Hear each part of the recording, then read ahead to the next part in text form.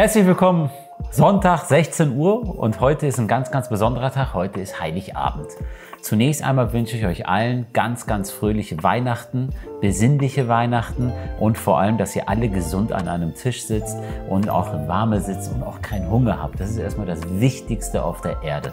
Und alles andere kommt von alleine und dann komme ich noch dazu, dass ihr alle eure Wunschzettel natürlich erfüllt bekommen habt. Ich dachte mir, zu Weihnachten gehen wir jetzt erstmal vor und gucken uns mal meine Highlights an und zwar, was dieses Jahr so ablief.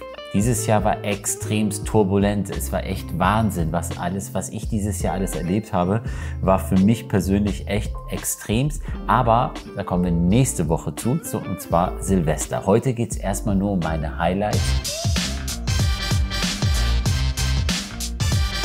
Mein Highlight dieses Jahr fing an mit dem Schrott Audi, ja oder nein?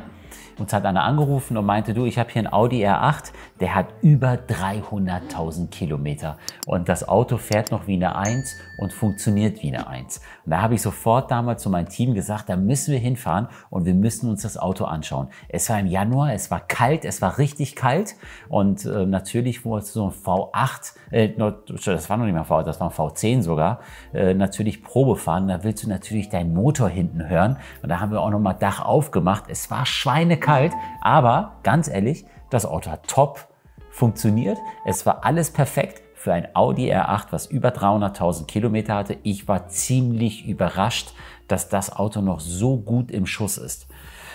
Viele von euch haben ja danach auch kommentiert, ja klar, was denkst du denn, mein normales Auto hat auch hier über 300.000 Kilometer und fährt. Ja, da hast du recht, ist ja auch gar kein Thema, aber hier geht es ja darum, ein Sportwagen über 300.000 Kilometer und wir wissen ja alle, dass so ein Sportwagen auch nicht jetzt gerade so immer easy bewegt wird, sondern auch mal auf der Rennstrecke ist und so weiter und so weiter und dafür sah der R8 richtig gut aus, muss ich sagen.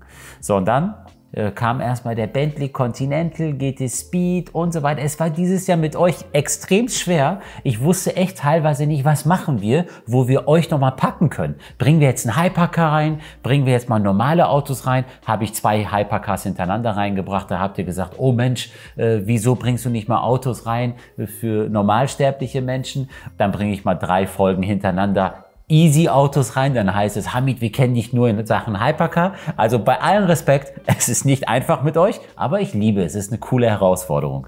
So, ein paar Monate später kam auf einmal die Idee, weißt du was? Bei meiner G-Klasse ist die erste Inspektion fällig. Dann habe ich bei Mercedes angerufen. Ich so, Jungs, könnte ich das vielleicht selber machen, ja oder nein? Und dann hieß es ja. Und dann haben wir natürlich 2 Schocksituationen gehabt. Erste Schocksituation, ich komme an, habe mich erstmal umgezogen und so weiter. Marderschaden. Das war natürlich richtig krass, muss ich sagen. Warte mal, ich spule mal dahin. Marderschaden. Da haben wir die Motorhaube aufgemacht und zack, Marder. Und da war ich echt schockiert und ich hätte niemals gedacht, dass das mit meinem Auto passiert, aber Gott sei Dank war nur die Matte kaputt und der hat am Motor nichts beschädigt gehabt, aber ich gönne es ihm. Dafür hat er schön auf ein V8 Biturbo Motor, was schön warm war, immer übernachtet. Alles cool, alles entspannt und die Matte hat irgendwie 150 € gekostet. Also ich würde mal sagen, für diesen Marder war das ein 5-Sterne-Deluxe-Hotel, oder? Also es war alles dabei, alles dabei. So, das war meine erste Inspektion. Das war für mich natürlich absolut Neuland und für viele von euch war es da ein Riesenschock, wie teuer die erste Inspektion bei der G-Klasse war. Gefühlt sah das in dem Beitrag so aus, 19 Minuten Beitrag circa, sah es so aus, als ob wir nur einen Ölwechsel gemacht haben. Nein, da steckt natürlich viel mehr dahinter. Nur ich habe das natürlich nicht so detailliert gebracht, weil sonst hätten wir einen 2-Stunden-Beitrag gehabt. Deswegen hat das Ganze so sehr gut gepasst. Es kam auch sehr gut bei euch an und wir haben auch richtig coole Kommentare drauf gehabt und das war für mich absolut neu. Das war echt krass. Ja, und dann gehen wir weiter. Was dieses Jahr nochmal für mich richtig heftig war, war die Auktion in Paris. Im Februar direkt. Da kam es, wir haben 2 Autos dahin geschickt. Die größte Enttäuschung gegenüber Sotheby's für mich ein absolutes No-Go und ich kann keinem Menschen raten, sein Auto dort abzugeben, weil es hat hinten und vorne hat der Verkäufer ist nur der reine Verlierer. Absolut. In seltensten Fällen gewinnt der Verkäufer, aber meistens gewinnt Sotheby's selber, weil sie die Preise so drücken, dass die im Endeffekt ihre Provision bekommen, und zwar circa 5% von den Verkäufern, und circa 10 bis 15% oder wenn nicht sogar noch mehr von dem Käufer.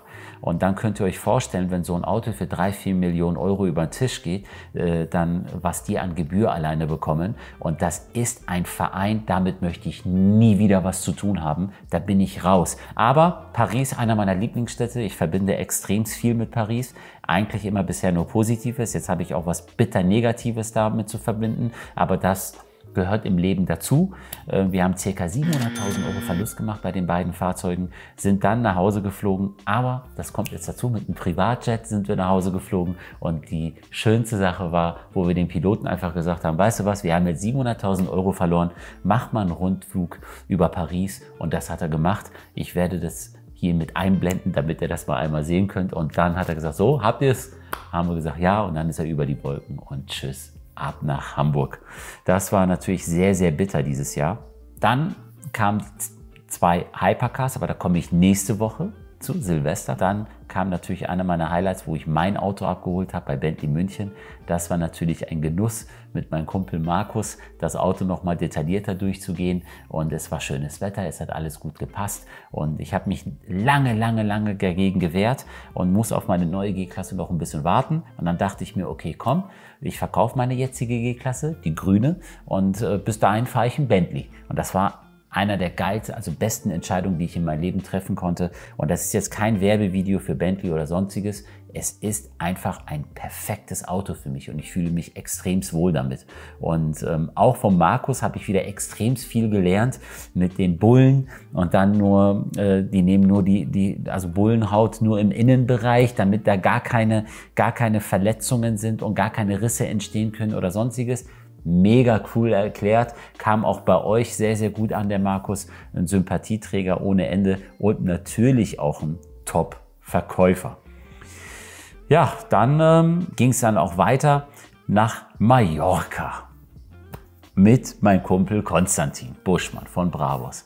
Konstantin ruft mich irgendwann mal an und sagt, ey Hamid, hast du Bock auf Malle? 3 Tage und ich habe eine fette Überraschung für dich, und zwar jeden Tag. Ich so, ja, okay, alles klar. Dann haben wir ein bisschen hin und her telefoniert und dann bin ich nach Malle geflogen.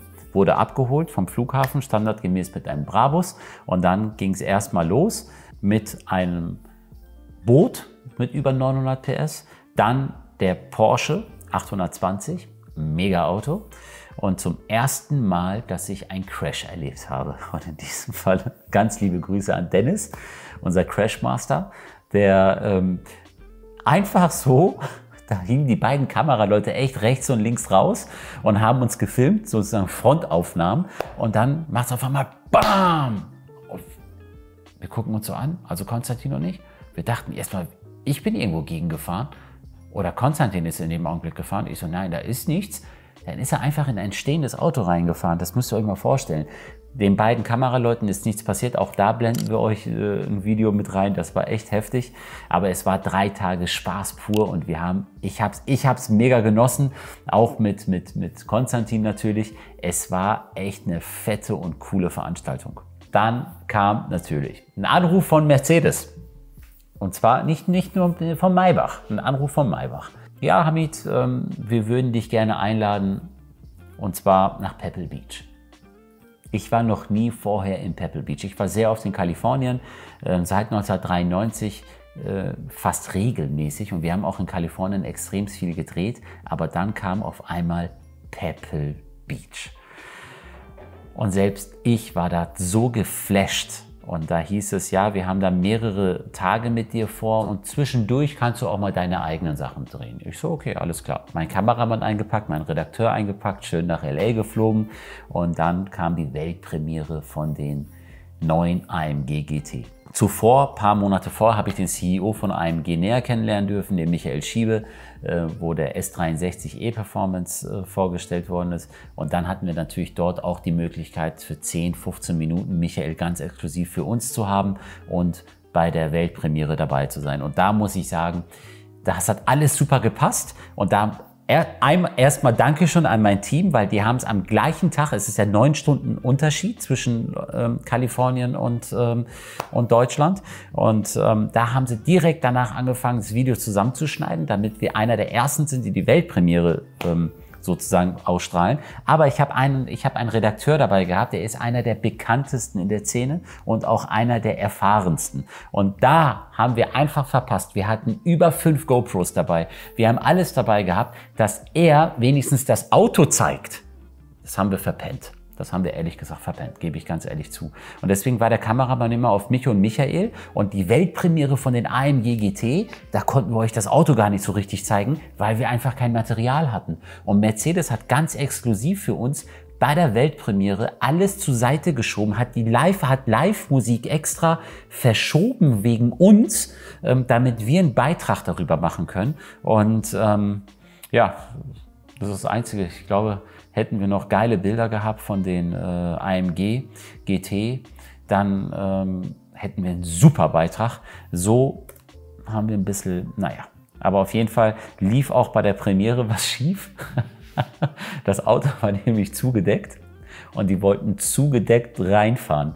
Und jeder, der sich mit den Autos auskennt, bei Mercedes, Abstandsregelautomat und so weiter, das ist ja hinter deinem Mercedes-Stern vorne. Und wenn da ein Tuch hängt, da denkt das Auto, da ist eine Wand oder da ist irgendwas. Und dann fährt er einfach nicht oder der fährt gestockt, also der stockt dann beim Fahren oder macht dann hier alle Alarmglocken an.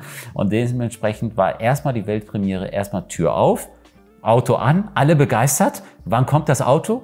Auto kommt nicht, weil das Auto nicht vorwärts fahren kann, weil ja sein Sensor zugedeckt ist. Und dann haben sie das irgendwie hinbekommen, dann kam er reingefahren. Und dann war die Premiere da aber auch, das ist echt gelungen, war richtig cool.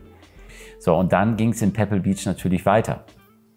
Dann haben wir uns natürlich hingesetzt und haben gesagt, okay, wir sind natürlich für Mercedes da, aber was drehen wir dort noch? Dann kam allgemein Pebble Beach, wo ich echt baff war. Ich habe noch nie in meinem Leben so viele Hypercars und so viele coole Autos auf einem Fleck gesehen. Egal, wo du in der Woche unterwegs warst, du hast alles gesehen. Ferrari SP3, Koenigsegg. Koenigsegg ist da rumgefahren wie Taxi. Hennessy, LaFerrari, Enzo. Es war unfassbar. Und dann auch noch nicht nur ein Enzo, sondern ein Enzo in Rot, ein Enzo in Gelb, ein Enzo in Silverstone. Es war unfassbar, was da an Autos auf einem Fleck, das war Wahnsinn, das war unbeschreiblich. Und dann haben wir uns mit den Jungs von Hennessy zusammengetan und die meinten, ja, wir haben ein neues Modell, Venom F5, das Auto fährt ca. 500 km/h, VMAX, schaut euch das Auto doch an. Und dann haben wir uns das Auto angeschaut. Und dann habe ich mit den Jungs natürlich verhandelt hinter der Kamera, dass ich das Auto auch fahren darf. Dann hieß es, okay, aber damit nicht. Das Auto wird heute Abend ganz exklusiv an einem Kunden ausgeliefert. Und zwar hier, dann haben sie komplett das ganze Hotel dafür gemietet gehabt. Das war Wahnsinn.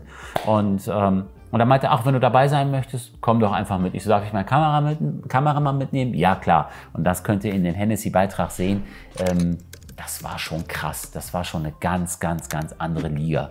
Und das Auto war dann in der Mitte. Ich meine, ein Auto für ca. 3,5 Millionen Euro steht da in der Mitte. Das sind dann, da kommt der echte Kunde, der wahre Kunde, der das Auto gekauft hatte dann im Endeffekt keine Zeit, an den Abend zu kommen. Dann hat er seinen Fuhrparkmanager dahin geschickt.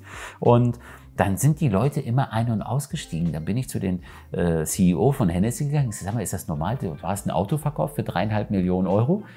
Hä? Was ist hier los? Da meinte er, ja, wir haben den Besitzer gefragt und der stört das nicht. Da sind bestimmt 60, 70 Leute einfach ein- und ausgestiegen. Das war echt krass, das war echt crazy. Da haben wir wieder andere Beiträge gedreht. Komme ich vom Hotellobby runter, will mir kurz irgendwo ein Espresso holen in Monterey.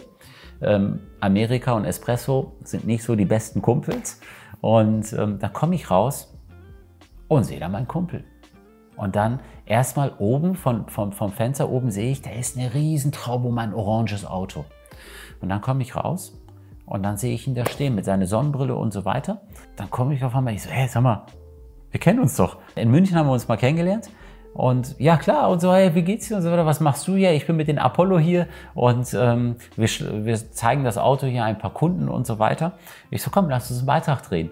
Der so, wann? Ich so, jetzt. Der so, ja, jetzt kann ich nicht, aber in 2 Stunden können wir drehen. Und dann war noch das Heftigste überhaupt zum ersten Mal. Da hast du erstmal das Auto da, dann hast du denjenigen, der das Auto entworfen hat und gebaut hat da. Und dann kommt auch noch der Investor dazu, der das Ganze so ins Rollen gebracht hat. Und die waren alle dann dabei. Nur ich durfte das Auto nicht selber fahren, weil das Auto also ganz normal Schalter und da brauchst du eine fette Einweisung, bis du dieses Auto erstmal selber fahren darfst. Ist eigentlich auch nur ein Track-Auto, ist kein Straßenversion Auto, also kriegt keine Zulassung für die Straße.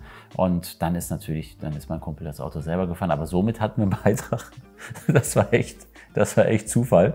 Das ist, wenn du im Ausland bist. Du weißt nie, was dich erwartet. Ja, und so kommen wir jetzt auch zu Ende. Natürlich mit Markus Sion und dann mit dem Valkyrie. Was wir nächstes Jahr auf jeden Fall für euch weiterdrehen werden mit einer Fahrt, damit ihr auch das Auto euch nochmal genauer anschauen könnt, wenn wir damit auch fahren. Wir konnten damit dieses Jahr nicht fahren, weil das Auto noch nicht foliert war. Und wenn wir die Carbon-Elemente im unteren Segment, im Unterwagensegment, also im Unterboden, wenn wir die geschädigt hätten, dann reden wir über 1 Million Euro Schaden. Und das war uns beide zu riskant. Deswegen haben wir erstmal nur das Auto so vorgestellt. Aber ich bin immer wieder sehr gerne bei Markus. Er ist so ein herzlicher Mensch und der präsentiert auch seine Autos so gerne. Und was wir ja alle an ihm so schätzen ist, dass er auch seine ganzen Autos bewegt und fährt. Das ist einfach so. So, in diesem Sinne komme ich jetzt mal zum Schluss. Nächste Woche an Silvester geht's weiter. Da kommen nämlich meine Top Hypercars und komplett mein Jahresrückblick. Und vielleicht erzähle ich euch auch noch ein paar Geheimnisse, was nächstes Jahr ansteht. Ich wünsche euch jetzt erstmal besinnliche und fröhliche Weihnachten. Vielen, vielen Dank nochmal für eure Unterstützung. Viel Spaß noch heute und ich hoffe, dass ihr alle eure Geschenke bekommen habt. Und ich freue mich aufs nächste Jahr. Ciao!